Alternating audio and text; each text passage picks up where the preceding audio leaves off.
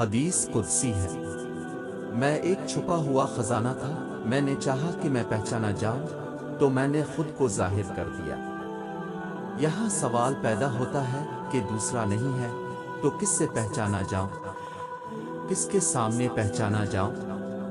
میں اس تصویر کو دیکھ رہا تھا اور مجھے یہ نقطہ حل ہوتا ہوا نظر آ رہا تھا کہ میں اس تصویر کو دیکھتا ہوں تو مجھے یہ تصویر اچھی لگنے لگی۔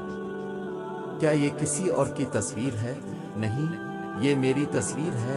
چنانچہ جب اللہ نے اپنے آپ کو دیکھا تو اپنے آپ کو صورت محمدیہ صلی اللہ علیہ وسلم پر پایا، اور اس صورت پر اس قدر پیار آیا کہ اسی پہ عاشق ہو گیا اور کہا، اے میرے محبوب، ان لوگوں سے کہہ دیجیے اگر تم کو اللہ تعالیٰ کی محبت کا دعویٰ ہے تو میری اتباع کرو، میری پیروی کرو، اللہ تعالیٰ تمہارا عاشق ہو جائے گا۔